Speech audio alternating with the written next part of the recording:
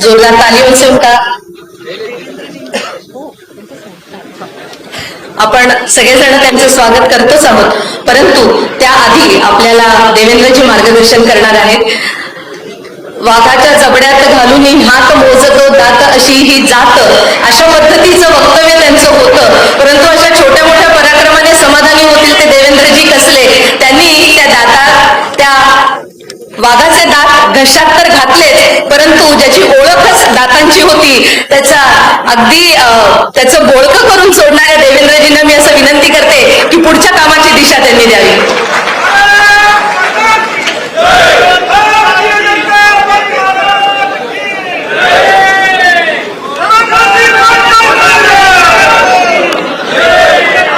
भारत माता की, भारत माता की, छत्रपती शिवाजी महाराज की, धर्मवीर छत्रपती संभाजी महाराज की, जय भवानी, जय जय जय जय जय भवानी,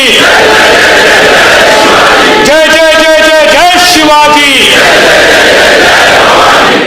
हिंदवी स्वराज्याचे सरसंस्थापक छत्रपती शिवरायांना मानाचा मुजरा करतो. भारतीय राज्यघटनेचे शिल्पकार भारतरत्न डॉक्टर बाबासाहेब आंबेडकर यांना मानवंदना अर्पित करतो. आज आपल्यामध्ये विशेषत्वाने उपस्थित झालेले आणि खऱ्या अर्थानं नवभारताची निर्मिती करणारे आपले यशस्वी पंतप्रधान माननीय नरेंद्र मोदीजी यांच्या नेतृत्वात तयार झालेल्या जगातल्या सर्वात मोठ्या राजकीय पक्षाचे अध्यक्ष आदरणीय जगतप्रकाश नड्डाजी, आपल्या सगळ्यांच्या वतीनं मी आदरणीय नड्डाजींचं मनापासून स्वागत करतो. मंचावर उपस्थित आपले अध्यक्ष चंद्रशेखर बावनकुळेजी, सन्माननीय सी.टी. रवीजी, विनोद तावडेजी, तरुण चुकजी, माननीय शिवप्रकाशजी, पंकजाताई मुंडे, त्याचप्रमाणे नारायणराव राणे, रावसाहेब पाटील दानवे, आशिषजी शेलार, सुधीरभाऊ मुनगंटीवार, चंद्रकांतदादा पाटील, गिरीशजी महाजन, जयवानसिंगजी पवैया, ओमप्रकाश धुर्वेजी, सुनील देवधरजी, विजयाताई रहाटकर, या ठिकाणी उपस्थित आपले कपिल पाटीलजी, डॉक्टर भारतीताई पवार, हंसराज भैया अहिर, मंत्रिमंडळातील आमचे सर्व सहकारी, सर्व आमदार, सर्व खासदार आणि उपस्थित सर्व कार्यकर्ता भगिनी आणि बंधूंनो, खरं म्हणजे आज ही जी काही आपली कार्यकारिणी होते ती बावनकुळेजींनी नवीन टीम घोषित केल्यानंतरची पहिली कार्यकारिणी आहे. आणि आपलं सौभाग्य आहे, असं फारसं कधी होत नाही, पण पहिल्याच कार्यकारिणीच्या बैठकीला स्वतः राष्ट्रीय अध्यक्ष आपल्यामध्ये आज उपस्थित आहे. और अध्यक्ष जी, हमें इस बात की खुशी है कि जैसी नई कार्य समिति में के गठन के बाद आप पहली बार आ रहे हैं, वैसे ही महाराष्ट्र की हमारी सरकार को सुप्रीम कोर्ट ने स्टैंप लगाने के बाद भी पहली बार आप आ रहे हैं, इसलिए मैं आपका बहुत बहुत स्वागत करता हूं. खरं म्हणजे सर्वोच्च न्यायालयाच्या निकालानंतर महाराष्ट्राच्या सरकारवर जे लोक प्रश्नचिन्ह उपस्थित करत होते, मला असं वाटलं त्यांची तोंड बंद होती. पण दुर्दैवाने काल देखील मी सांगितलं की ज्यावेळेस राजाचा एखाद्या गोष्टीकरता आग्रह असतो त्यावेळी त्याची प्रजा, त्याचे सेनापती त्याला तसंच सांगत असतात. आणि त्यामुळे राजाचा आवडता पोपट मेला हे जसं कोणी सांगत नाही, तसं उद्धवजीला हे कोणी सांगायला तयार नाही की उद्धवजी पोपट मेला. ते असंच सांगतायत, नाही नाही मेला नाही आहे, थोडा बोलत नाही आहे, थोडा हलत नाही आहे, थोडा डुलत नाही आहे. पण म्हणून एकदा थोडीशी स्पष्टता यावी की सर्वोच्च न्यायालयाने नेमकं काय केलंय हे देखील अत्यंत महत्वाचं आहे. सर्वोच्च न्यायालयामध्ये सन्माननीय उद्धव ठाकरेजींच्या तेव्हाच्या शिवसेनेने म्हणजे आताच्या शिल्लक सेनेने जी याचिका केली होती त्या याचिकेमध्ये एकूण 8 मागण्या होत्या. 8. आता मी तुम्हाला प्रश्न विचारणार आहे, कारण तुम्ही सुप्रीम कोर्टाचा ऑर्डर सगळ्यांनी पेपरमध्ये वगैरे तर वाचलाय. 8 मागण्यांपैकी त्यांची कुठली मागणी सुप्रीम कोर्टाने मान्य केली आहे का? पहिली मागणी काय होती बघा. पहिली मागणी होती एकनाथ शिंदे यांना मुख्यमंत्री म्हणून निमंत्रित करण्याचा राज्यपालांचा निर्णय रद्द करा. झाली आहे मागणी मान्य? दुसरं होतं 3 जुलै 2022 रोजीची विधानसभेतील कारवाई आणि अध्यक्षांची निवड रद्द करा. झाली आहे निवड रद्द? जरा जोरात सांगा, झाली आहे? तिसरी मागणी होती 4 जुलै 2022 रोजीची विधानसभेतील कारवाई आणि मुख्यमंत्र्यांच्या बाजूने पारित झालेला विश्वासदर्शक ठराव रद्द करा. झाला रद्द? त्यानंतर त्यांची मागणी होती एकनाथ शिंदे आणि त्यांच्या आमदारांविरुद्ध विधानसभा अध्यक्षांकडे प्रलंबित अपात्रतेच्या याचिका तुमच्याकडे बोलवा आणि संविधानाच्या कलम 142 नुसार त्याच्यावर निर्णय करा. झाला असा निर्णय? मग सांगितलं 3 जुलै 2022 रोजी विधानसभा अध्यक्षांनी पाठवलेलं पत्र रद्द करा. केलं रद्द? मग त्यांनी मागणी केली 28 जून 2022 रोजी राज्यपालांनी उद्धव ठाकरे आणि महाराष्ट्र विधानमंडळ सचिवांना पाठवलेलं पत्र रद्द करा.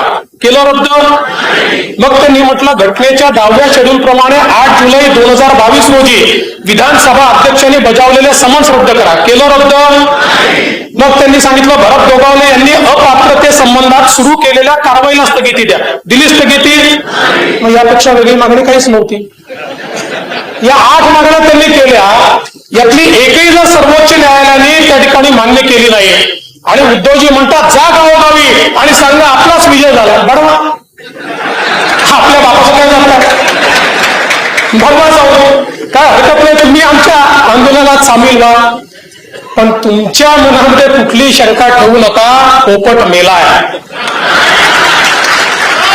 हे सरकार पूर्णपणे संवैधानिक, पूर्णपणे कॉन्स्टिट्यूशनल, पूर्णपणे लेजिटिमेट अशा प्रकारचं सरकार आहे. आणि तुमच्या सगळ्यांच्या मेहनतीने आणि आशीर्वादाने हे सरकार आपला कार्यकाळ तर पूर्ण करेलच, पण पुन्हा एकदा निवडून येईल हा विश्वास या निमित्ताने मी व्यक्त करतो.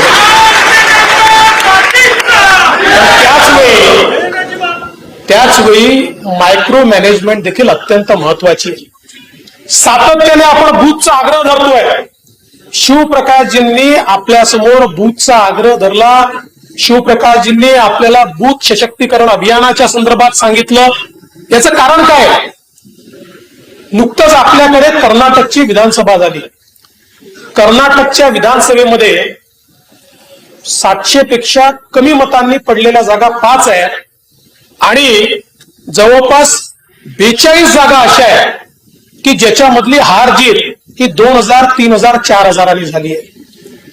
बूथ सशक्तीकरण अभियानाच्या माध्यमातून सगळे जरी एक झाले तरी देखील आपण या ठिकाणी अतिशय चांगला विजय हा प्राप्त करू शकतो. आणि म्हणून आपल्या पक्षात वारंवार सांगण्यात येतं लढाई लोकसभेची नाही, लढाई विधानसभेची नाही, लढाई ही गावाची किंवा प्रभागाची देखील नाही, लढाई ही बूथची आहे. आणि म्हणून बूथकडे सर्वाधिक लक्ष देण्याची आवश्यकता आहे. पण मला कधी कधी आश्चर्य वाटतं, कर्नाटकमध्ये आपला पराजय झाल्याबरोबर काही लोकांना एवढ्या आनंदाच्या उकळ्या फुटायला लागल्या, ज्यांच्या घरी पोरगा पैदाच झाला नाही तेही असे नाचून राहिले की जणू त्यांनाच पोरगा पैदा झाला.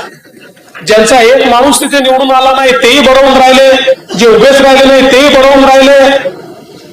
पण बघा, कर्नाटकच्या पराजयाची त्या ठिकाणी चर्चा होते, पण त्याच दिवशी देशातलं सगळ्यात मोठं राज्य उत्तर प्रदेश, या उत्तर प्रदेशामध्ये लोकल बॉडीच्या इलेक्शन मध्ये भाजपने स्वतःचाच रेकॉर्ड मोडला आणि 17ही महापौर थेट महापौराच्या इलेक्शन मध्ये निवडून आले. भारतीय जनता पार्टी त्या ठिकाणी बहुमतानं निवडून आली. पण त्याचा या ठिकाणी चर्चा झाली ना कशाला?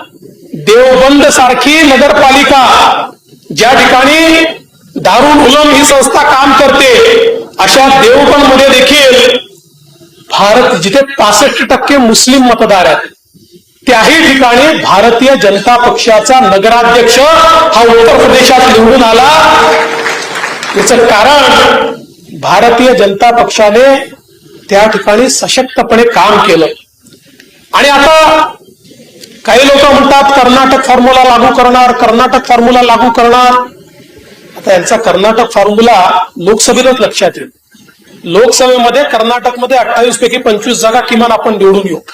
पण तरी जे लोक म्हणतायत कर्नाटक फॉर्म्युला लागू करणार, त्यांना एवढंच सांगतो, हा छत्रपती शिवाजी महाराजांचा महाराष्ट्र आहे, हा धर्मवीर संभाजी महाराजांचा महाराष्ट्र आहे. तुम्ही असा विचार करत असाल की केवळ अल्पसंख्याकांचं ध्रुवीकरण करून या महाराष्ट्रामध्ये तुम्हाला निवडून येता येईल, हे शक्य होणार नाही. कारण या ठिकाणी छत्रपती शिवरायांनी एक एक मावळा जो तयार केलेला आहे, त्याला देव देश आणि धर्माकरता कसं लढायचं हे माहिती आहे. त्यामुळे निश्चितपणे येत्या लढाईमध्ये तो मावळा, भारतीय जनता पक्षाचा मावळा हे दाखवून देईल की तुम्ही किती तुष्टीकरण करा, तुम्ही किती लांगूल चालन करा, पण लांगूल चालन करून कुठलाच कर्नाटक पॅटर्न तुम्हाला आणता येणार नाही.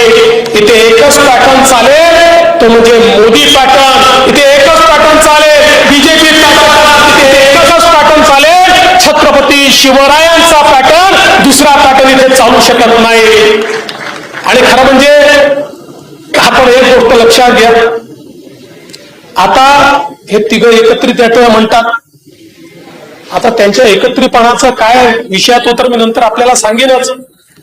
पण आज भारतीय जनता पार्टी आणि शिवसेनेची जी युती आहे ही अतिशय भक्कम आहे. ज्या शिवसेनेने विचाराकरता सरकार सोडलं, कारण एकनाथ शिंदे तर सरकारमध्ये होते, विचारांकरता सरकार सोडलं ते आपल्यासोबत आहे. आणि ज्यांनी सरकार करता विचार सोडला, ज्यांनी खुर्ची करता विचार सोडला, ती शिल्लक सेना आता फक्त या ठिकाणी महाविकास आघाडीकडे आहे. त्यामुळे मला विश्वास आहे की येत्या निवडणुकीत शिवसेना, भारतीय जनता पार्टी कुठल्याही परिस्थितीमध्ये, ती महानगरपालिका असो, ती जिल्हा परिषद असो किंवा त्यानंतर लोकसभा आणि विधानसभेमध्ये आपण निवडून येऊ. आणि आपला निवडून येण्याचा फॉर्म्युला काय? आपल्या निवडून येण्याचा फॉर्म्युला आहे मोदीजींची कार्यशैली. आणि आपला नरेटिव्ह काय आहे? सामान्याच्या विकासाचा आपला नरेटिव्ह आहे.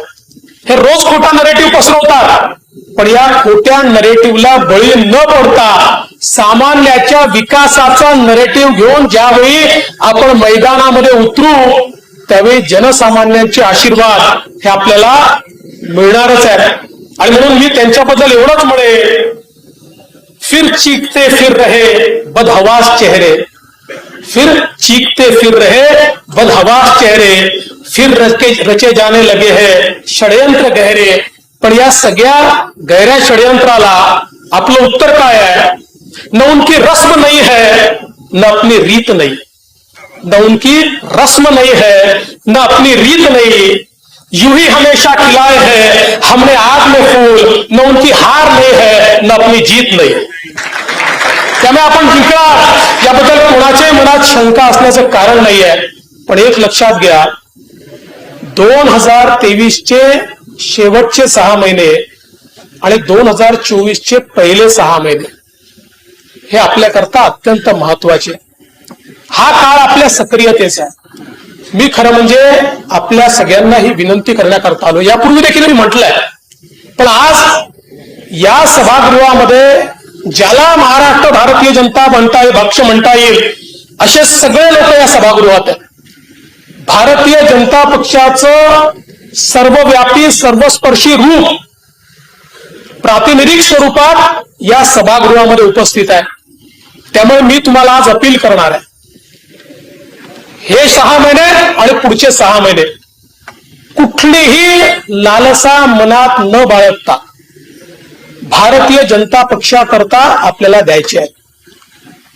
आज ज्या नवभारताची निर्मिती मोदीजी करतायत, तुम्ही आणि आम्ही इतके वर्ष काम करतोय त्या नवभारताच्या निर्मिती करता जे स्वप्न भारताच्या स्वातंत्र्यापासून आपण सातत्याने पाहिलं, त्या स्वप्नाकडे आता हळूहळू मजल दरमजल करत आपण पोहोचतोय. एक एक सोपान आपण त्या ठिकाणी पार पाडतोय. अशा परिस्थितीमध्ये हे एक वर्ष अत्यंत महत्वाचं आहे. या एका वर्षामध्ये जे आपलं समर्पण असेल ते भारतीय जनता पक्षाकरता नाही, ते या देशाकरता. जे समर्पण असेल ते मोदीजींच्या कार्याकरता, जे समर्पण असेल ते खऱ्या अर्थानं पुन्हा एकदा भारताला परमवैभवाला नेण्याकरता हे समर्पण देण्याची तयारी आपली आहे का, हा माझा सवाल आहे. सांगा, आपली तयारी आहे का? आपली तयारी आहे का? खरंच आहे का? मी विचारलं म्हणून सांगू नका, मनापासून आहे का? मग मी आज सांगतो, पुढच्या एक वर्षात कोणाला काही मिळणार, काय मिळणार? कोणी समिती मागायची नाही, कोणी पद मागायचं नाही, कोणी मंत्रीपद मागायचं नाही. मंत्रीपद मागायचं नाही म्हटल्यावर बाकीच्याने हो म्हटलं, आमदार एकही म्हणायला तयार नाही. विस्तार करू आपण, काळजी करू नका.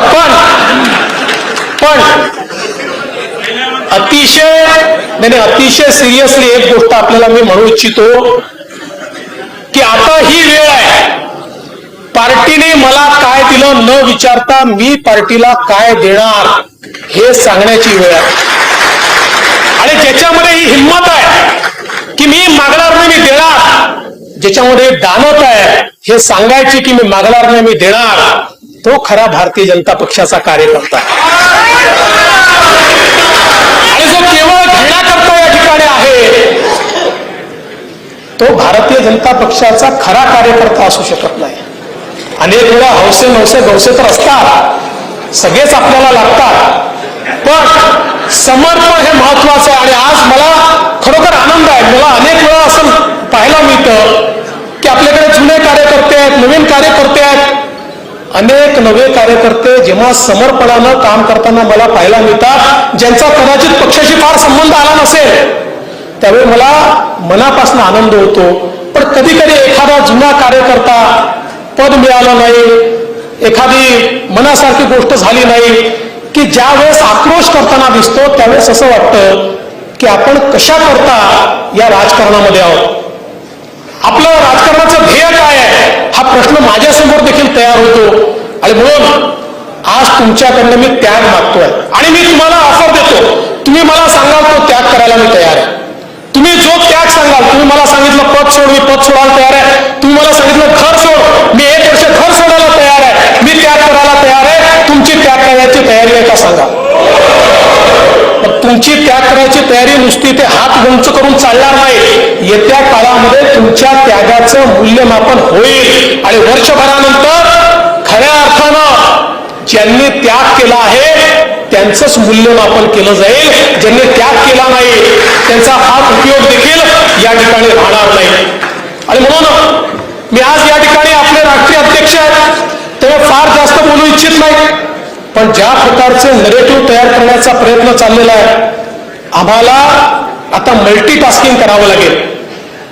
संघटनेमध्ये आम्हाला संपर्क ठेवावा लागेल, सरकार आणि जनतेमध्ये सेतू आम्हाला तयार करावा लागेल, सरकारची कामं लोकांपर्यंत पोहोचवावी लागतील. आज तरुण चुगजींनी जे प्रेझेंटेशन आपल्या पुढे मांडलं हे सेलिब्रेशन नाही आहे, हे कम्युनिकेशन आहे. कम्युनिकेशन आज या कम्युनिकेशनच्या माध्यमातून सामान्यातल्या सामान्य माणसापर्यंत आपण पोहोचणार आहोत. जसं मगाशी प्रवीण दरेकरांनी सांगितली गोष्ट खरी आहे, ही सामान्य माणसं जी आहेत ना, हीच आपली शक्ती आहे. आणि ज्याप्रमाणे हनुमंताला देखील त्याच्या शक्तीची जाणीव करून द्यावी लागली, तेव्हाच त्यांनी त्या ठिकाणी समुद्रापार उडी टाकून लंकेमध्ये पार आग लावून हनुमंत परत आला. हा जो सामान्य माणूस आहे, हा सामान्य माणूस ही मोदीजींची ताकद आहे. केवळ या संपर्क अभियानाच्या माध्यमातून त्याच्यातली हनुमंताची शक्ती आपल्याला जागृत करायची आहे. ती शक्ती जागृत झाली की तुम्हाला आम्हाला काही करायची आवश्यकता नाही आहे. तोच मोदीजींना डोक्यावर घेऊन पुन्हा एकदा तुमचं सरकार या ठिकाणी आणणार आहे. भारतीय जनता पक्षाचं सरकार या ठिकाणी आणायचं आहे. आणि म्हणून एवढंच लक्षात ठेवा 2.5 वर्ष आपण एक सरकार बघितलं. काय होतं त्या सरकारमध्ये? ते सरकार विश्वासघाताचं सरकार होतं. त्याच्या विश्वासघातापासून विसर्जनापर्यंतचा प्रवास आपण पाहिला. खंडणीखोरांपासून दाऊदपर्यंत संबंध असलेल्यांचा मंत्रिमंडळातला समावेश आपण पाहिला.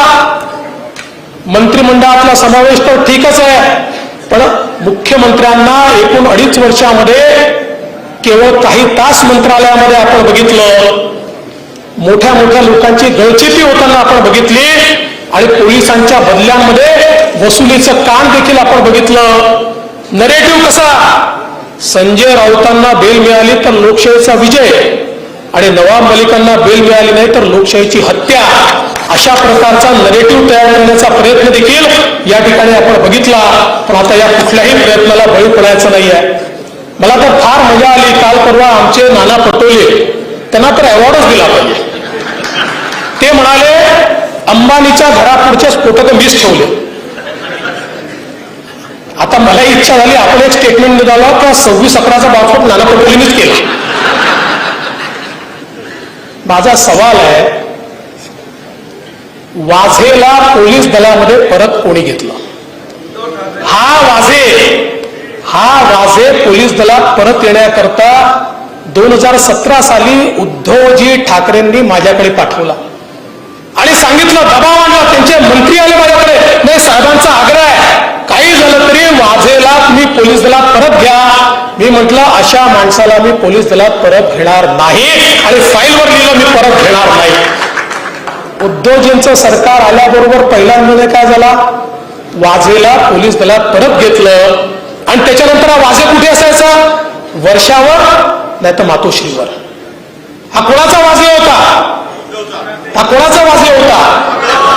आणि आता परमवीर सिंगाने तुमच्यावर आरोप केला, आमचे काही चूक आहे?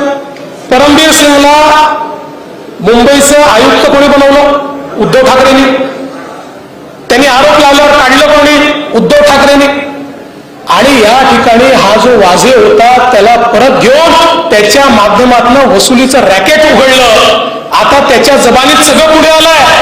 कशा कशा प्रकारे वसुली करायला सांगितली होती हे सगळं पुढे आलेलं आहे. आणि म्हणून या ठिकाणी एक गोष्ट लक्षात घेतली पाहिजे, खरं म्हणजे यांचं रॅकेट जर मी बाहेर काढलं नसतं आणि मनसुख हिरेंची हत्या जर मी शोधून काढली नसती तर हे सगळं यांनी पचवून टाकलं असतं. पण त्यावेळी विरोधी पक्षनेता म्हणून मनसुख हिरेंची हत्या मी शोधून काढली आणि यांचं रॅकेट पुढे आलं. नाहीतर असेच हजारो कोटी रुपये वसुलीच्या माध्यमातून कमवून राहिले असते. पण मी नाना भाऊंचे आभार मानतो. नाना भाऊ माझा खरा मित्र आहे. नाना भाऊला माहिती आहे की ही गोष्ट कोणाला विसरूच द्यायची नाही. लोक विसरले की वाझेचा विषय नाना भाऊ काढतात. त्यामुळे मी त्यांच्या मनापासून खरं म्हणजे आभार मानतो. आता आपल्याला अलीकडच्या काळामध्ये वज्रमुठ दिसते. आता या वज्रमुठीची काय परिस्थिती आहे हे सांगायची आवश्यकता नाही. कोणी कुठे बसायचं, कोणी कसं बसायचं, कोणी आधी भाषण द्यायचं, याचं काय चाललंय हे सांगायची काही आवश्यकता नाही. पण मी वज्रमुठीची 10 वाक्य आपल्याला सांगतो. 10 वाक्य. आत्ता एक पुस्तक आलंय, आशिषजी, फार महत्वाचं पुस्तक आहे. त्या पुस्तकाचं नाव आहे लोक माझे सांगती. आणि मी असं नाही, खोटं नाही सांगत, तुम्ही त्याचा पृष्ठ क्रमांक 318 व 319 याच्यावर जे लिहिलेलं आहे त्याच्यातली 10 वाक्य मी आपल्याला सांगतो. म्हणजे वज्रमुठीचे प्रमुख माननीय शरद पवार साहेब, वज्रमुठीचा चेहरा माननीय उद्धव ठाकरे साहेबांबद्दल काय म्हणतात? पहिलं, हिंदू हृदय सम्राट बाळासाहेब ठाकरे यांच्या सोबतच्या संवादातील सहजता उद्धव ठाकरे यांच्यासोबत नव्हती. दुसरं, उद्धव ठाकरेंना राज्यातील घडामोडींची बित्तम बातमी नसेल जी मुख्यमंत्र्यांकडे असायला पाहिजे होती. तिसरं, उद्धव ठाकरेंना मुख्यमंत्री केल्याने शिवसेनेत उद्रेक होईल याची कल्पनाच आम्हाला आली नव्हती. 4, त्यांचे कुठे काय घडताय, त्यांचं कुठे काय घडताय याच्याकडे बारीक लक्ष नसेल, उद्या काय होईल याचा अंदाज घ्यायची क्षमता असायला हवी होती, ती नव्हती. त्यानुसार काय पावले उचलायची हे ठरवण्याचं राजकीय चातुर्य असायला हवं, त्याची कमतरता आम्हाला जाणवत होती. मी नाही म्हणत, कोण म्हणताय? मी नाही म्हणत, लोक माझे सांगतील. त्यानंतर त्यांना अनुभव नसल्याने हे सगळं घडत होतं, तरी हे टाळता येणं त्यांना जमलं नाही. महाविकास आघाडी सरकार कोसळताना पहिल्याच टप्प्यात त्यांनी माघार घेतली. संघर्ष न करता त्यांनी माघार घेतली. उद्धव ठाकरे प्रशासनाच्या संपर्कात होते, पण ऑनलाईन. टोपे, अजितदादा, इतर मंत्री मात्र प्रत्यक्ष संपर्कात होते. उद्धव ठाकरेंचे फक्त 2 वेळा मंत्रालयात जाणे हे आमच्या पचनी पडणारे नव्हते. आता हे 10 वाक्य मी म्हटले आहेत. हेच आम्ही उद्धव ठाकरेंबद्दल बोलत होतो तेव्हा आम्हाला महाराष्ट्र द्रोही ठरवत होते. हेच बोलत होतो ना आम्ही, हे जात नाही, हे करत नाही, यांना अंदाज नाही, हे पाहत नाही, हेच आम्ही बोलत होतो. तर तुम्हाला चंद्रकांत दादा महाराष्ट्र द्रोही ठरवत होते. आता वज्रमुठीच्या प्रमुखांनी वज्रमुठीच्या चेहऱ्याबद्दल हे 10 जे वाक्य या ठिकाणी लिहिलेले आहे ते खरोखर पवार साहेबांचे कोटी कोटी आधार मानतो. आपल्याला काही करण्याची आवश्यकताच नाहीये. बरं, एक गोष्ट तर महाराष्ट्रामध्ये मला लक्षातच आलेलं आहे, म्हणजे TRP कसा घ्यायचा याचं एक आपल्याला त्याचं एक मला असं वाटतं की एक प्रशिक्षण घ्यावं लागेल. मीच माझा राजीनामा माझ्या पक्षाकडे देतो, मग माझा पक्ष माझ्या राजीनाम्यावर आक्रोश तयार करेल, मग माझा पक्षच ठराव करेल, मग मीच माझा राजीनामा परत घेईल आणि मग मीच माझ्या जागी परत येईल. कागद दिलाच नाही. पण त्यांनी उद्धवजींना सांगितलं राजीनामा देतो म्हणणं आणि राजीनामा देणं यातला फरक काय.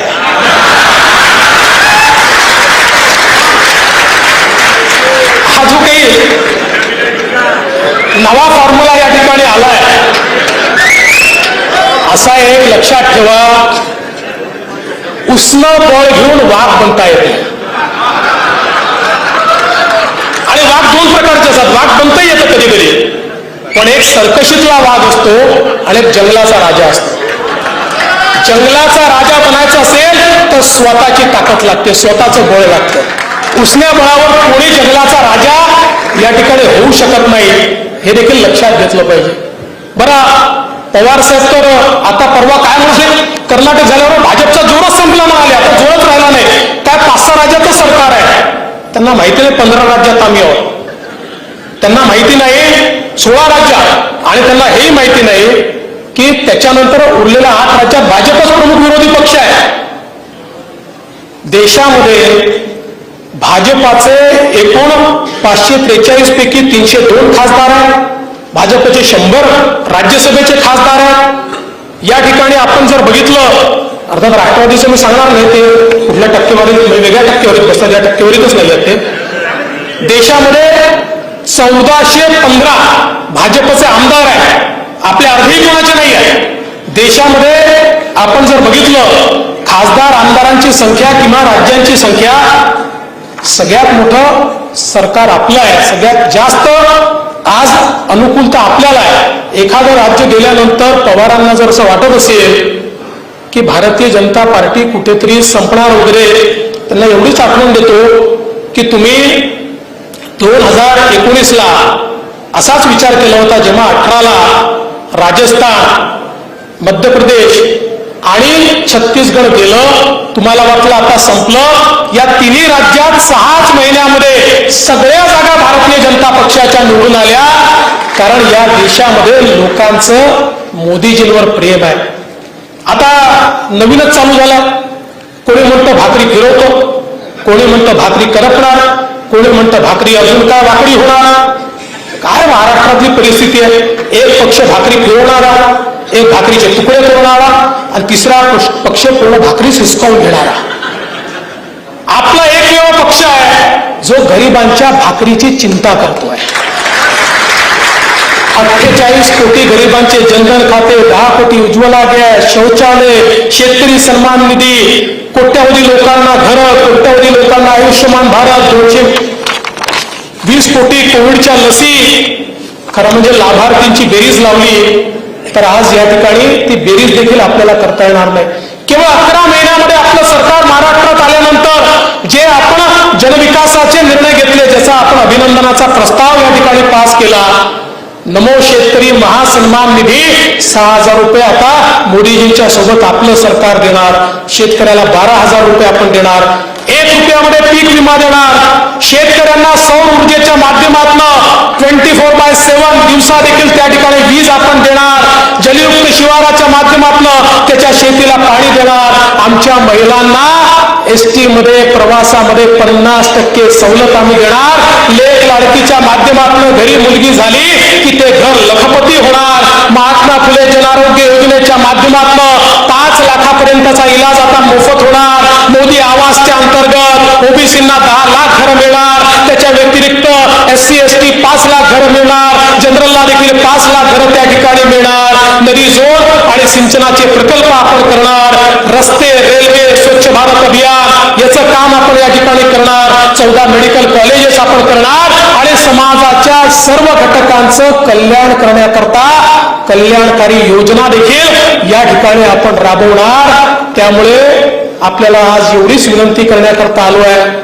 माननीय राष्ट्रीय अध्यक्ष आपल्याला अभियानाच्या बद्दल तर सांगणार आहेत, पण आज राष्ट्रीय अध्यक्षांना या ठिकाणी आपल्याला आश्वस्त करायचं आहे कि आप महाराष्ट्र की चिंता मत कीजिए, आप आपका आशीर्वाद बनाए रखिए. महाराष्ट्र का एक एक कार्यकर्ता लड़ेगा और जैसे 2014 में और 2019 में हमने 42 सीटें दी, एक आध सीट बढ़ाएंगे, कम नहीं होने देंगे. ये दावा करता हूं, ये वादा भी करता हूं आणि आपल्या सर्वांचं मनापासून या ठिकाणी स्वागत करतो, आपले आभार मानतो आणि आपलं दिलेलं वचन विसरू नका. मी पण विसरलेलो नाही. तुमच्यापैकी कोणी मला जे मागेल तो त्याग मी करीन एवढं सांगतो. आपलं त्यागाचं वचन लक्षात ठेवा एवढीच विनंती करतो आणि माझं बोलणं संपवतो. जय हिंद, जय महाराष्ट्र.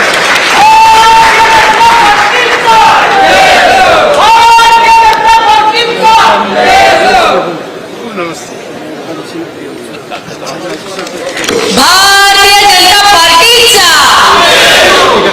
तो जोश जो देवेंद्रजींना अपेक्षित आहे तो येत नाहीये इथून. भारतीय जनता पार्टीचा आज दिवसभर आज इथे आपल्या वेगवेगळ्या व्यवस्थांच्या माध्यमातून पुणेकर आपली सेवा करत आहेत. त्या सगळ्यांचे आपण सगळ्यांनी आभार मानायचे आहेत. प्रातिनिधिक स्वरूपामध्ये या शहराचे अध्यक्ष जगदीश मुळे आणि त्यांचे महामंत्री यांना मी इथे उपस्थित व्हावं अशी विनंती करते हा सत्कार स्वीकारण्याकरता. आणि व्यवस्थेतल्या सगळ्यांची मी नावं उच्चारते. आपण सगळ्यांनी जोरदार टाळ्या वाजवून त्या सगळ्यांचे आभार मानले पाहिजेत. गाडीच्या व्यवस्थेपासून, भोजनाच्या व्यवस्थेपासून कार्यालयापर्यंतची सगळी व्यवस्था चोखपणे बजावणाऱ्या या शहरातल्या सगळ्या कार्यकर्त्यांचे आपण मनापासून आभार मानूया. जगदीशजी मुळे हे आपले अध्यक्ष आहेत, ते येतातच आहेत.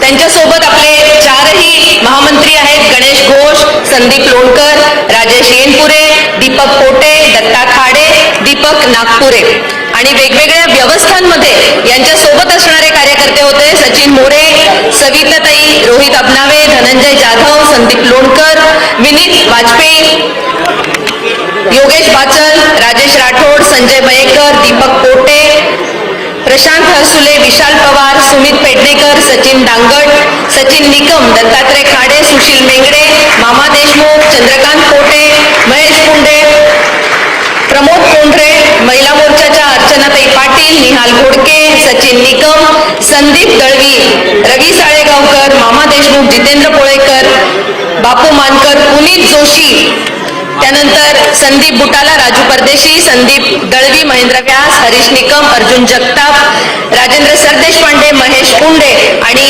या सगळ्यांचे पुन्हा एकदा जोरदार टाळ्यांनी आपण सगळ्यांनी आभार मानूया. पुणेकरांची ही व्यवस्था आपल्या कायम स्मरणात राहील अशी मी त्यांना ग्वाही देते. यानंतर गीत सादर करतील संजयजी पाचपुते.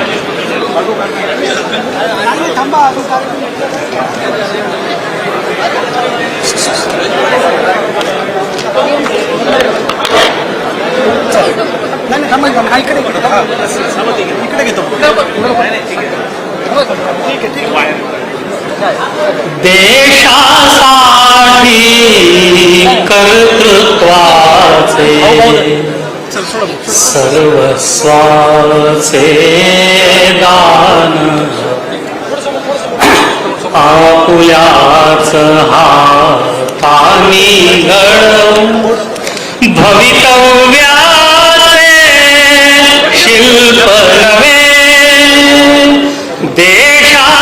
देशासाठी कर्तृत्वाचे सर्वस्वाचे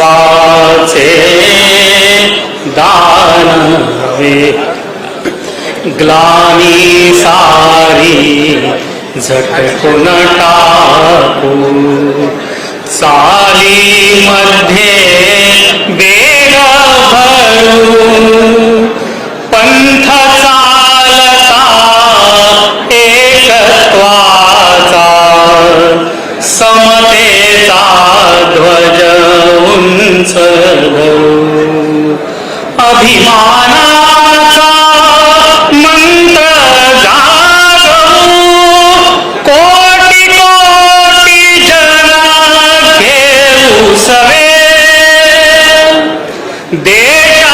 देशासाठी कर्तृत्वाचे सर्वस्वचे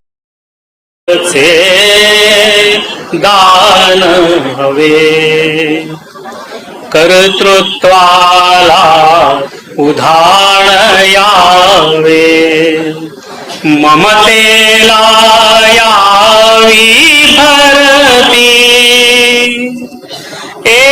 एकत्वाचे दर्शन व्हावे अशी असावी सदा कृती ज्योती हृदयी दिव्य पेटवू घराघरातून लावू दिवे देशासाठी कर्तृत्वाचे सर्वस्वाचे दान हवे स्वार्थ लाभन शत्रुत्वाचे दर्शन ठाई ठाई घडे समर्पणाचा भाव जागवू मित्रत्वाने चहूकडे व्यक्ती व्यक्तीची माला धुंकू चला सांधूया सर्व दुवे देशासाठी कर्तृत्वाचे सर्वस्वाचे दान हवे समाज आहे देव आपुला वारसापण विजयाचे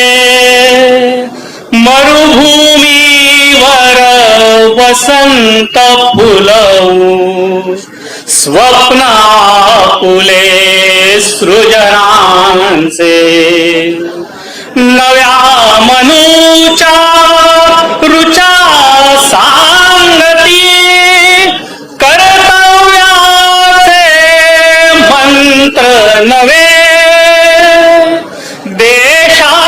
देशासाठी कर्तृत्वाचे सर्वस्वाचे दान हवे गौरव मिळवू पुरुषार्थाने नको कुणाची कृपा वृथा पराक्रमाने आपण निर्मू पिढ्या पिढ्यांची जयगाथा दानवतेला पुन्हा देऊया पराजयाचे धडे नवे देशासाठी कर्तृत्वाचे सर्वस्वाचे दान हवे आपुल्याच हातानी घडवू भवितव्याचे शिल्प नवे देशासाठी कर्तृत्वाचे सर्वस्वाचे दान हवे.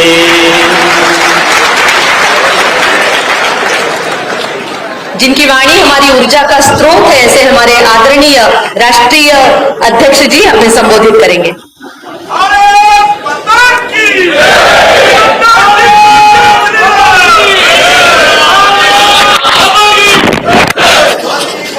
भारत माता की भारत माता की भारत माता की छत्रपति शिवाजी महाराज की छत्रपति शिवाजी महाराज की छत्रपति शिवाजी महाराज की. आज के इस हमारे कार्य समिति के समापन समारोह में मंच पर उपस्थित हमारे बहुत ही जुझारू और कर्मशील, संवेदनशील और मेहनती अध्यक्ष श्री चंद्रशेखर बावनकुले जी, हमारे बहुत ही प्रिय और महाराष्ट्र के जनता के दिलों में बसे हुए ऐसे हमारे यशस्वी उप मुख्यमंत्री भाई देवेंद्र फडणवीस जी, हमारे राष्ट्रीय महामंत्री जो मेरे साथ दिल्ली में संगठन का काम देख रहे हैं, आपके ही बीच से विनोद तावड़े जी, हमारे प्रभारी श्री सी.टी. रवि जी, हमारे राष्ट्रीय सह संगठन मंत्री और यहाँ के संगठन की देखभाल करने वाले ऐसे हमारे शिव प्रकाश जी, आज जिनका आपको मार्गदर्शन मिला हमारे महामंत्री तरुण चुग जी, भारत सरकार में मंत्री हमारे नारायण राणे जी, हमारे राव साहब दानवे जी, मंत्री भी और पूर्व में अध्यक्ष भी, बहन विजया राहतकर जी, राष्ट्रीय मंत्री, बहन पंकजा मुंडे जी, हमारे राष्ट्रीय मंत्री, सुनील देवधर जी, हमारे राष्ट्रीय महामंत्री, हमारे मुंबई प्रदेश के अध्यक्ष और मेरे साथी श्री आशीष शेलार जी, महाराष्ट्र सरकार में मंत्री और मेरे बहुत पुराने साथी सुधीर मुनगंटीवार जी, जिनके साथ मैंने युवा काल में काम किया और अभी महाराष्ट्र सरकार में मंत्री श्री चंद्रकांत दादा पाटिल जी, जयभान सिंह पवैया जी सह प्रभारी, गिरीश महाजन जी जो हमारे मंत्री हैं, सम्मानित मंच, यहाँ जिनके साथ मुझे कैबिनेट में काम करने का मौका मिला ऐसे हमारे पूर्व मंत्री वरिष्ठ नेता प्रकाश जावड़ेकर जी, हमारे राम नायक जी, सांसदगण, हमारे वरिष्ठ सांसदगण, विधायकगण, विधान परिषद के सदस्यगण, जिला परिषद के अध्यक्षगण, मंडल और मोर्चों के अध्यक्षगण, सभी हमारे वरिष्ठ पदाधिकारी बंधु, आज इस समापन समारोह में मुझे आप सबके साथ जुड़ने का मौका मिला है. सबसे पहले तो जिस गर्मजोशी के साथ आपने मेरा स्वागत किया और आप जिस जोश और ऊर्जा के साथ मैं देख रहा हूं, उसके लिए आप सबका हार्दिक अभिनंदन है, स्वागत है. मुझे आज महाराष्ट्र की धरती पर आने का मौका मिला है, जो संतों की भूमि है, जो वीरों की भूमि है, जो सामाजिक न्याय दिलाने के लिए अपना जीवन लगाकर सामाजिक चेतना जगाने की धरती है और सांस्कृतिक उत्थान की दृष्टि से काम करने वाले हमारे संतों की भूमि को मैं नमन करता हूं और अपनी बात को प्रारंभ करता हूं. मित्रों, आज दिन भर आपने पहले छत्रपति शिवाजी महाराज के बारे में, उनके छत्रपति और उनके राज्याभिषेक के समय से लेकर 350 साल पूरे होने पर सुधीर मुनगंटीवार जी के द्वारा योजना के बारे में आप लोगों ने आज चर्चा की है. बाद में शिव प्रकाश जी ने आपके सामने बूथ सशक्तिकरण के बारे में भी चर्चा की है और हमारे तरुण चुग जी ने आपके सामने रूपरेखा रखी है कि 9 साल में 30 मई से लेकर 30 जून तक आप किस तरीके से संगठन के काम को चालना देंगे, और साथ ही साथ फिर आगे आपने महाराष्ट्र के विकास के लिए जो एनडीए की सरकार है, भारतीय जनता पार्टी और हमारे शिवसेना की जो सरकार है, उसने जो कार्य किए हैं उसके बारे में एक आपने प्रस्ताव भी पारित किया और आपने सरकार का अभिनंदन भी किया। इसके लिए भी मैं आपको बधाई देता हूं। बाद में देवेंद्र जी ने आपके सामने रूपरेखा रखी कि किस तरीके से वो सरकार को चला रहे हैं और किस तरीके से सामने वाले के विचार और आचार यानी आचार विचार दोनों किस तरीके से कमजोर होते जा रहे हैं। और अगर वैचारिक पृष्ठभूमि पर देखा जाए तो हिपोक्रेटिक वर्ल्ड की दृष्टि से देखा जाए तो वह धाराशाही होते जा रहे हैं और अपने ही कहे बातों पर वो गिरते चले जा रहे हैं, वो टूटते चले जा रहे हैं।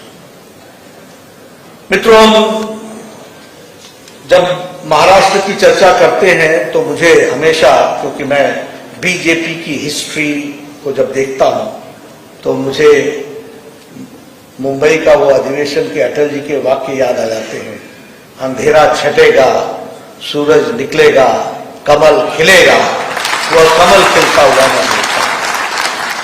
इसलिए ऐसे महाराष्ट्र में जब मुझे आने का मौका मिलता है तो नई ऊर्जा भी आती है, नई ताकत भी आती है।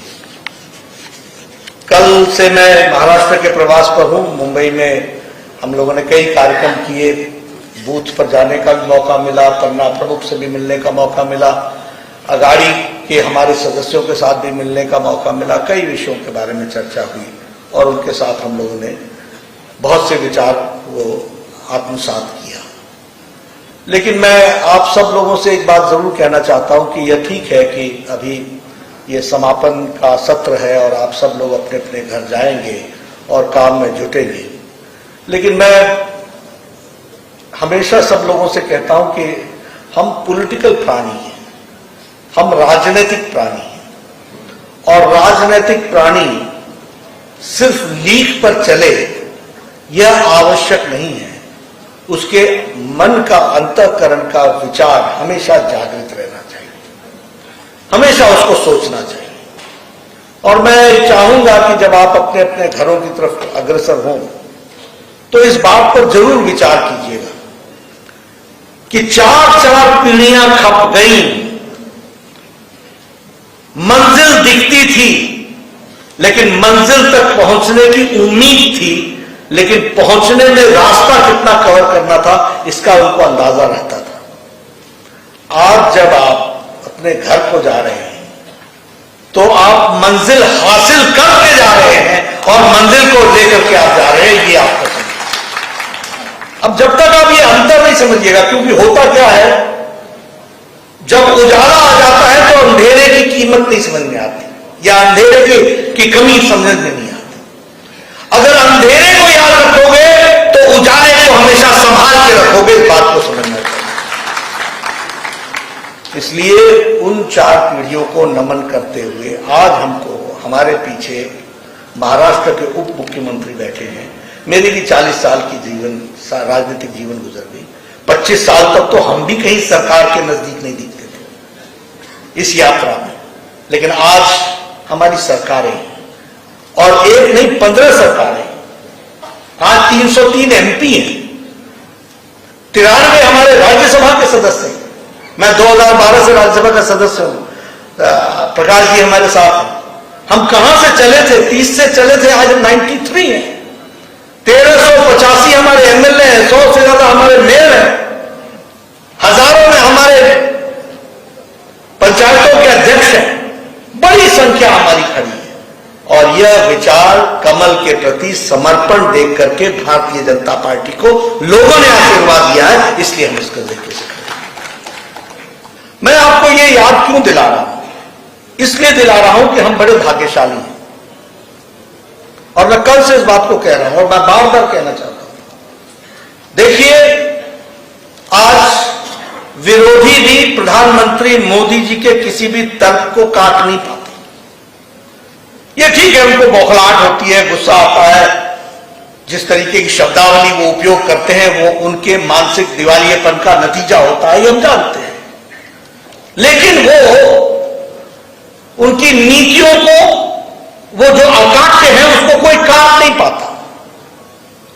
आज दुनिया में हम, भारत नहीं, भारत अब दुनिया में एक स्थान लेकर के खड़ा है और प्रधानमंत्री मोदी जी एक शख्सियत लेकर के खड़े हैं। इस बात को हमको समझना चाहिए। बातें बड़ी छोटी हैं लेकिन मैं हमेशा याद दिलाना चाहता हूं, 100 बार मोदी जी विदेश गए, 60 कंट्रियों का दौरा किया। अगर वो पैलेस्टाइन गए, अगर वो इजराइल गए तो पैलेस्टाइन भी गए, अगर वो कहीं और भी गए तो सारे देशों को कवर किया। 20-20 साल तक नेपाल नहीं गए थे हमारी सरकार, 20-20 साल तक हमारे पड़ोस में श्रीलंका नहीं गए हम। और आज अगर नेपाल में भूकंप आता है तो नेपाल की सरकार से पहले भारत सरकार मदद के लिए पहुंचती है। यह बदलकर दाव देता है। आज अगर श्रीलंका में कोई आर्थिक तंगी आती है तो भारत दोनों हाथ फैला करके उनके मदद के लिए तैयार मिलता है। और अगर मैं अंतर्राष्ट्रीय जगत की दृष्टि से बोलूं तो आप देखिए, इससे पहले कि G20 की बाली की बैठक में क्या बोला था प्रधानमंत्री कि यह युद्ध का वक्त नहीं है, और इसको दुनिया ने सराहा। यह मैं इसलिए कह रहा हूं कि अंतर्राष्ट्रीय क्षेत्र में आज भारत की छवि किस तरीके से बनी है, और हम भाग्यशाली हैं कि वह नेता भारतीय जनता पार्टी के नेता नरेंद्र मोदी। मैं अंतर्राष्ट्रीय जगत की दृष्टि से बात करता हूं। अमेरिका का जब भी प्रेसिडेंट बात करते थे तो बोलते थे इंडिया एंड अमेरिका। यह राजनीतिक भाषा थी और यह राजनयिक भाषा थी, यह कूटनीति की भाषा थी। अगर रशिया बोलते थे तो India end Pakistan, India end Pakistan, India end Pakistan, यानी जहां इंडिया वहां पाकिस्तान, जहां इंडिया वहां पाकिस्तान, इंडिया हाइफन पाकिस्तान। अगर यूरोप का कोई देश आता था बोलता था यस इंडिया एंड पाकिस्तान, यानी ये दो बराबर के देश हैं। 2014 के बाद अंतर्राष्ट्रीय जगत में कोई भी इंडिया के साथ पाकिस्तान को नहीं जोड़ता। इंडिया इंडिया निकल गया, पाकिस्तान रह गया जहां रहना। दिस इज द डिफरेंस। और ये मैं कूटनीति की भाषा बता रहा हूं, राजनीतिक भाषा बता रहा हूं, राजनयिक भाषा बता रहा हूं। जो एम्बेसडर्स इस्तेमाल करते हैं वो भाषा में बता रहा हूं, क्योंकि उनको समझ में आ गया कि इंडिया और पाकिस्तान अब हम कर नहीं सकते। इंडिया की ताकत कहां पहुंच गई। आज अगर हम, अभी चर्चा हो रही थी, बहुत से विषयों के बारे में चर्चा हुई, कोई दो राय नहीं कि हमने ब्रिटेन जिसने हमको 200 साल राज किया उसको भी हम पछाड़ करके अब 5वीं सबसे बड़ी इकोनॉमी बन गए। और प्रधानमंत्री मोदी जी के सामने पूर्व प्रधानमंत्री कैमरून भाषण में कहता है time is not far when we will have a prime minister of Indian origin. और today Rishi Sunak is the prime minister of Great Britain. और इससे भी आगे बढ़िए, ऋषि सुनक क्या कहते हैं? ऋषि सुनक कहते हैं time is not far when India will become the 3rd largest economy, तीसरी सबसे बड़ी शक्ति बनेगी। कभी सोचा था भारत ने कि 400 एयरबस और बोइंग की ऑर्डर करेगा? कभी सोचा था? यह आर्थिक जगत की बात करो, मैं आर्थिक दृष्टि से, क्योंकि कांग्रेस के लोगों के साथ चर्चा करना बेफजूल है, क्योंकि उनको पढ़ना लिखना छोड़ चुके हैं। उनको कोई इकोनॉमी से मतलब नहीं है, बोलने के लिए बोलते हैं, कोई उनका उससे कोई लेना देना नहीं। 400 एयरबस एंड बोइंग का ऑर्डर दिया भारत ने, 400 प्लस, मुझे एग्जैक्ट नंबर अभी याद नहीं है। लेकिन अमेरिका के प्रेसिडेंट ने क्या कहा? This will give us employment in America. Rishi Sunak ने क्या कहा? This will the time is not far when India will become the 3rd largest economy. हमारे मैक्रोन ने कहा thank you very much mister prime minister Narendra Modi, you have given a new boost to our economy. ये परिवर्तन, और इसीलिए हम 5वीं largest व्यवस्था बन गए। कल भी मैंने चर्चा की थी, मोबाइल 92% हम बाहर से खरीदते थे, आज 97% मोबाइल भारत बना रहा है। अब एप्पल भी भारत में बनने लगा। स्टील में हम 4थे नंबर से दूसरे नंबर पर आ गए। जापान में ऑटोमोबाइल में जाना जाता था, आज हम 3rd लार्जेस्ट मार्केट बन गए हैं उस दृष्टि से। तो इसलिए अगर हम अंतर्राष्ट्रीय दृष्टि से देखें, अब मैं आपके सामने सिर्फ, क्योंकि आप सब लोगों को ये सब याद रखना चाहिए, अभी हमारे कांग्रेस के लोग इन्फ्लेशन इन्फ्लेशन बोलते हैं, जैसा हम देख लें इन्फ्लेशन। दुनिया में देखिए मंदी आई, कोरोना की मार सबको पड़ी, लेकिन भारत अपनी नीतियों से आगे निकल गया। मोदी जी ने आपदा को अवसर में बदल डाला, और इसको हमको समझना पड़ेगा, जानना पड़ेगा, क्योंकि हम राजनीतिक प्राणी हैं, हमको इनकी गहराइयों में जाना पड़ेगा।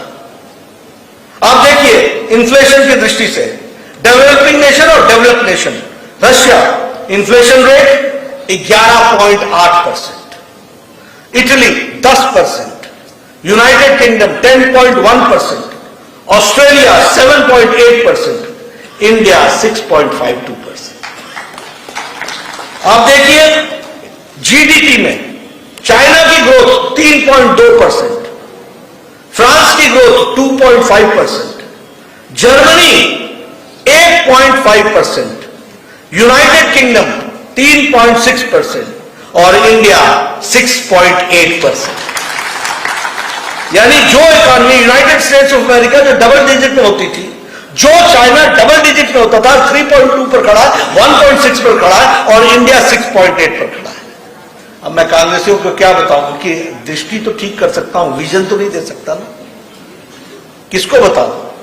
लेकिन हां, हम सब लोगों को इन बातों को समझने की जरूरत है।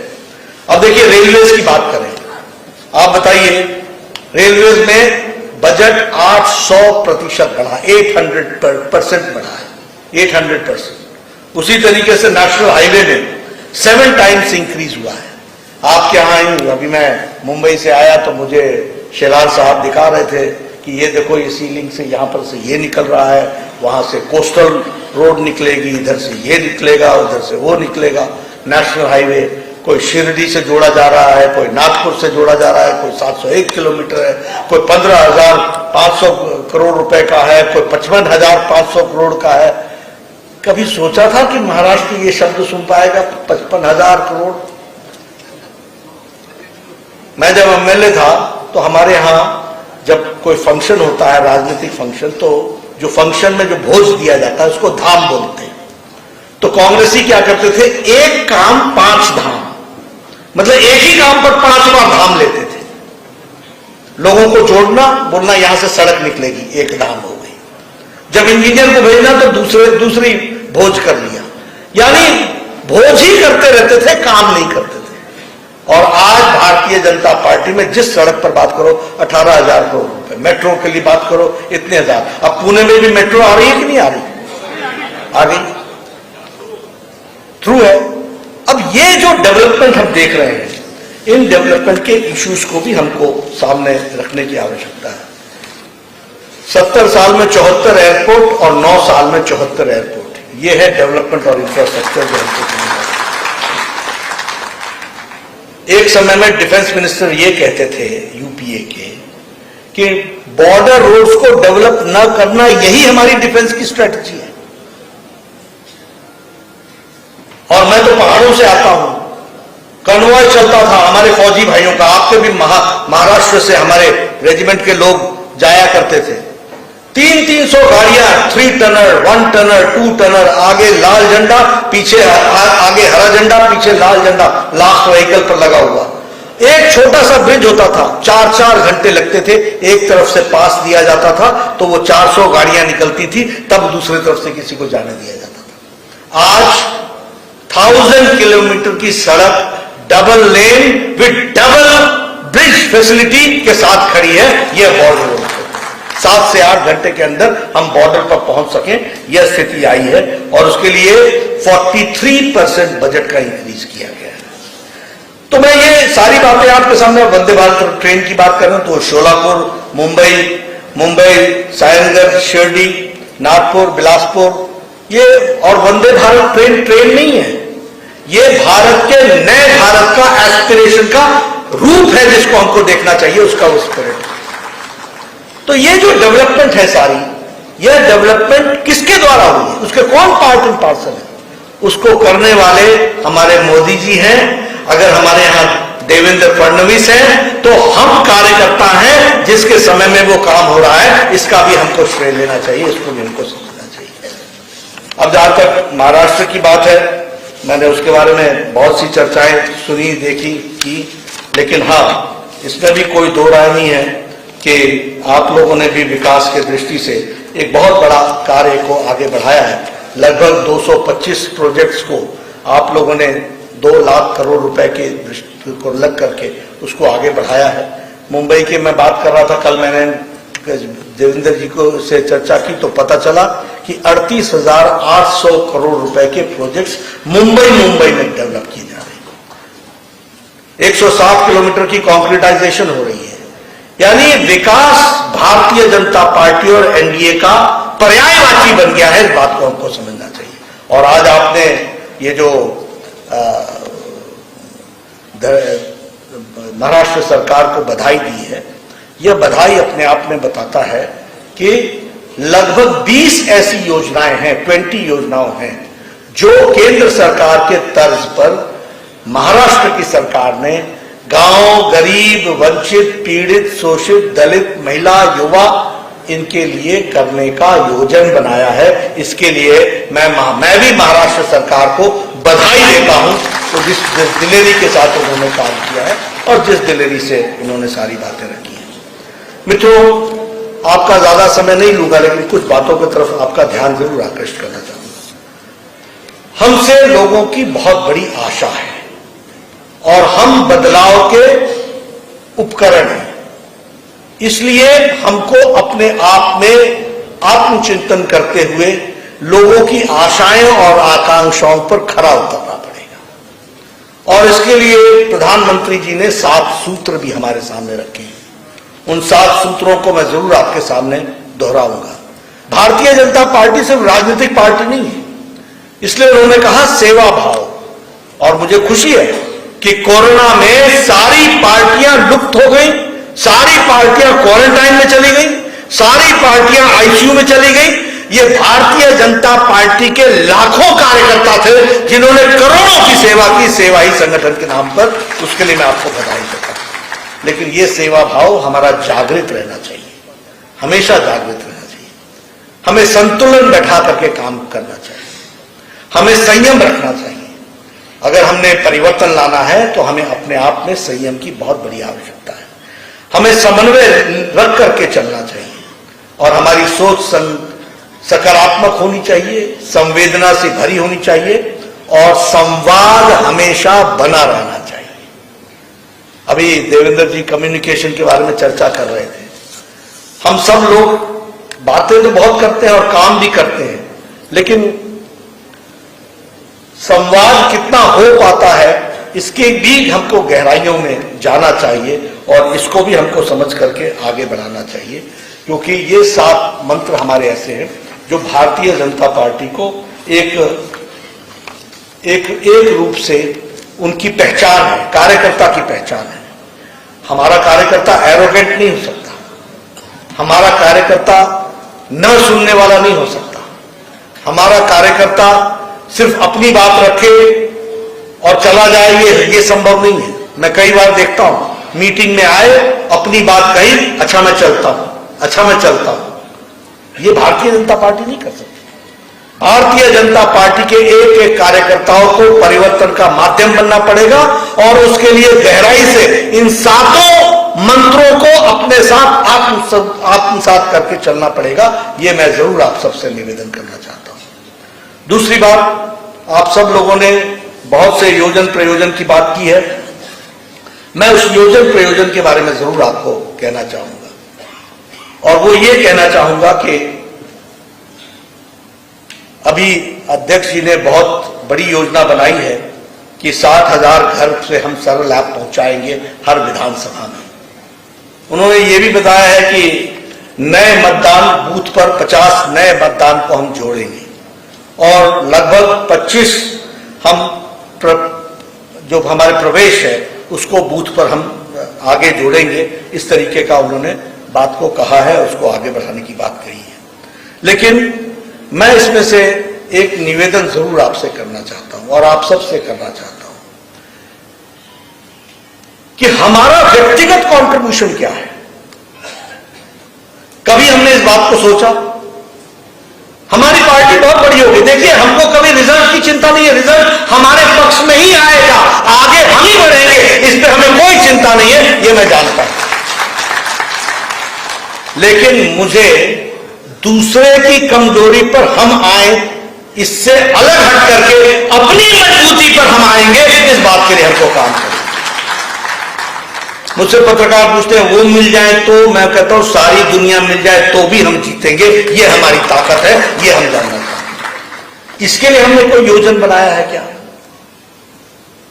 मैं कल भी कह रहा था, बहुत से ऐसे कार्यकर्ता मैंने देखे, उनकी जीवन बीत गई, 5 कार्यकर्ता नहीं जुड़ पाए।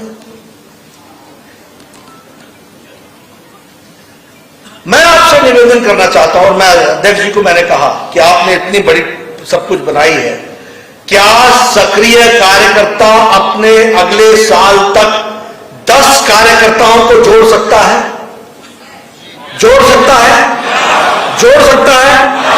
मैं इसको मॉनिटर करूंगा। हर सक्रिय कार्यकर्ता के साथ 10 नाम और 10 समाज के नाम अलग अलग होने चाहिए, एक ही समाज का नहीं होना चाहिए। महिला भी चाहिए, युवा भी चाहिए, हर एक जाति से चाहिए, ओबीसी भी चाहिए, दलित भी चाहिए, ट्राइबल भी चाहिए। ऐसे 10-10 नाम हम भारतीय जनता पार्टी के साथ जोड़ सकते हैं। अब देखिए, आपको ही खुशी होगी, आपको फख्र होगा जब वो कहेगा कि मुझे फलाने राम जी ने हमारे को पार्टी से जोड़ा था और मैं आज दिन तक पार्टी से जुड़ा। मैं ये आपको आह्वान करना चाहता हूं कि आप इसको जरूर कीजिए। अध्यक्ष जी अगर इसको जोड़ेंगे अपने प्रोग्राम में तो मुझे अच्छा लगेगा, क्योंकि हम रुकने वाले नहीं हैं। देखिए, हम लोगों ने खुश हो जाना या संतुष्ट हो जाना ये हमारे स्वभाव में नहीं है। न हम रुकेंगे न हम संतुष्ट होंगे, हम आगे के आगे लक्ष्य रखते ही चले जाएंगे। जिस दिन पन्ना प्रमुख सरल आंख में आ जाएगा, आज 10,40,000 बूथ है, हम 7,80,000 तक पहुंचे, 8,40,000 तक पहुंचे हैं, हमें 10,40,000 तक पहुंचना है। लेकिन 8,40,000 बूथ पर भी अगर पन्ना प्रमुख बन गया है तो पन्ना समिति बनाने के लिए हमको आगे बढ़ चलना है और उसको हमको पूरा करना है। हम रुकना नहीं है, हमें आगे बढ़ना है। और मैं संगठन की बात कर रहा हूं, राजनीतिक मुद्दे मैंने आपके सामने रख दिए। हमारा विरोधी भी हमारा काट नहीं कर सकता, हमारा विरोधी भी हमको उस दृष्टि से नहीं देख सकता। और क्या बात करूं आपके महाविकास अघाड़ी की और इन लोगों की, मैं क्या चर्चा करूं? आप बताइए, 2.5 साल में इन्होंने विकास के काम रोके कि नहीं रोके? आप बताइए, क्या ये हमारी जिम्मेवारी नहीं है कि हम एक एक गांव में जाके बताएं कि एनवीए के आने का मतलब है महाराष्ट्र का नुकसान और एनडीए का आने का मतलब है महाराष्ट्र का विकास और उत्थान। ये बात हमको बतानी हो, क्या हम तर्क के साथ उसको रख नहीं सकते? देखिए, पॉलिटिकल लीडर वही है जो एजेंडा सेट करता है। पॉलिटिकल लीडर वो नहीं है जो एजेंडा सुन करके उसमें अपने आप को समावेश कर लेता है। हमें मालूम है कि हमारे विरोधी हमारे बारे में 4 बातें करेंगे, लेकिन हमको एजेंडा सेट करना है। अब आपको मैंने इन्फ्लेशन के बारे में बात की, हमारा विरोधी कैसे खड़ा होकर के बात कर सकता है? आज तक किसी प्रधानमंत्री ने रोजगार मेला लगाया? आज तक किसी ने किसी को 75,000 अपॉइंटमेंट लेटर्स दी? क्या ये हमारी बुलंदियां नहीं है? क्या हम लोगों ने हमारे नेता ने काम नहीं किया? इसको आगे बताना हमारा काम है नहीं? आप बताइए, किसी ने नहीं किया। और कहा है कि 10 लाख सरकारी नौकरियां अपॉइंटमेंट लेटर हाथ में थमा करके देंगे, ये बात को हम पूरा करेंगे। और हमारे सामने वो लोग बात करते हैं जिन्होंने 30 साल की राजनीति गरीबी हटाओ पे गुजार ली और लोगों को और गरीब कर दिया। और आज अति गरीबी में भारत 1% से भी कम आ गया है। हम नहीं बोल रहे, इंटरनेशनल मॉनिटरी फंड बोल रहा है कि इंडिया की गरीबी, अति गरीबी 1% से कम आ चुकी। 80 करोड़ की जनता को, आपके यहां 4 करोड़ की जनता को 5 किलो गेहूं, 5 किलो चावल, 1 किलो दाल मिल रहा है। कोई भूखा नहीं सो रहा है। क्या ये बात हमको गांव में, बस्ती में, हर एक जगह बताने की आवश्यकता नहीं है? क्या हमको इसको नीचे तक पहुंचाना हमारी जिम्मेवारी नहीं है? आप 12,000 रुपए किसानों को दे रहे हैं और मेरे ख्याल से शायद आपके यहां किसानों की संख्या किसान सम्मान निधि में 1 करोड़, यानी 6,000 प्रधानमंत्री जी का और 6,000 हमारे शिंदे साहब और देवेंद्र फडणवीस का। 12,000 किसानों को मिल रहा है। क्या ये परिवर्तन नहीं है? और ये किस कारण से है? ये इस कारण से है कि ये सत्ता में है, इसलिए वो जब सत्ता में थे तो क्या हाल था वो भी आपको बताना पड़ेगा। ये सारी जो कमियां हैं, जिस तरीके से उन्होंने सारी चीजों को रोका, वो सारी चीजें आपको बतानी पड़ेगी। अभी मैं पढ़ रहा था तो मुझे ध्यान में आया कि बाला साहब ने कहा था कि अगर मुझे कांग्रेस, हिंदू हृदय सम्राट बाला साहब ठाकरे जी ने कहा था कि अगर मुझे कांग्रेस पार्टी के साथ जाना पड़े तो उस दिन मैं शिवसेना बंद कर दूंगा। और सच में उन्होंने वो वाली तो बंद हो ही गई। अब तो वही शिवसेना है जिसके लिए बाला साहब खड़े थे। तो इस बात को भी हमको समझना चाहिए और जानना चाहिए और लोगों के सामने ये सारी बातें रखनी चाहिए। आज किस तरीके से हम लोग विकास की दृष्टि से आगे बढ़े हैं। अब आप बताइए, राहुल गांधी जी वीर सावरकर पर जिस तरीके की टिप्पणी करते हैं, क्या ये टिप्पणी करने के पश्चात ये टिप्पणी वीर सावरकर जी पर टिप्पणी है या महाराष्ट्र के स्वाभिमान पर टिप्पणी है, देश के स्वाभिमान पर टिप्पणी है, राष्ट्रीयता पर टिप्पणी है? ऐसे लोग राजनेता बनकर के घूमे। मुझे कोई, ठीक है, वो प्रजातंत्र राज है, वो आए जाए सब कुछ करें, लेकिन चीजों की गहराई तक उन सब चीजों को ले जाना हमारी जिम्मेदारी है। मैं दंग था, मैं देवेंद्र जी को पूछा करता, मैं इसलिए सब ये बातें आपको याद दिला रहा हूं कि दिन कैसे बदलते हैं उसको भी ध्यान में रखिए।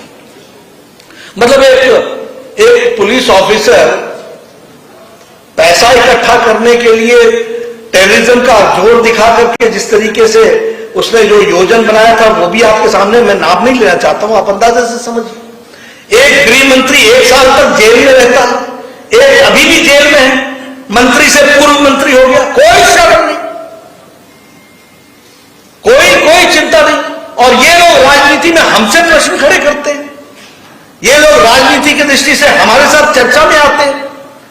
मित्रों, भारतीय जनता पार्टी पूरी ताकत के साथ विकास की दृष्टि से आगे बढ़ने के लिए अग्रसर है और उसमें हम सब लोग इस बात के लिए तय माने कि ऐसे लोगों को का पर्दाफाश करना, उनको नीचे चीजों को बताना, ये हमारी जिम्मेवारी होगी। मुझे पूरा विश्वास है कि आप सब लोग इस काम को करेंगे और अपनी अपनी जिम्मेवारियों को निभाते हुए पॉलिटिकल एजेंडा आप सेट करेंगे। मैं अपने कार्यकर्ताओं को देखता हूं, बहुत भोले हैं, बहुत अच्छे हैं,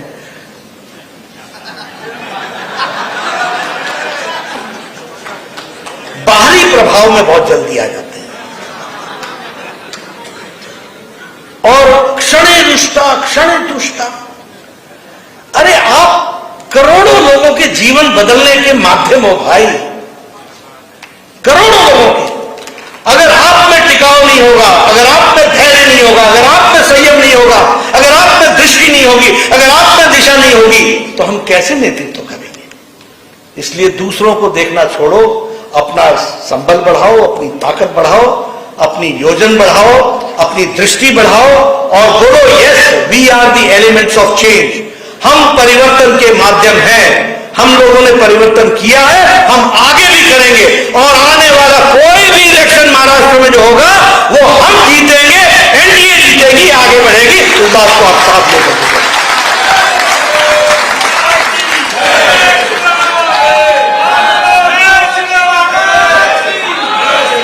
और फिर मैं कहने के लिए नहीं कह रहा हूं, उत्तर प्रदेश में जब पहले कांग्रेस और समाजवादी मिले, बाद में मायावती और वो मिल गई, बोले बड़ा भारी कॉम्बिनेशन है। रामनाथ जी आप उस समय वहां पर थे, हमने कहा कि ये मैथमेटिक्स है, केमिस्ट्री नहीं है। केमिस्ट्री हमारे साथ है, लोगों का जुड़ना हमारे साथ जुड़ा हुआ है। आपको घर घर जाना पड़ेगा, आपको गांव गांव जाना पड़ेगा, आपको हर घर में जाकर दस्तक देनी पड़ेगी और आपको उनकी बात सुनकर अपनी बात को तर्कपूर्ण ढंग से रखना पड़ेगा। इसलिए जब आप इस काम को करेंगे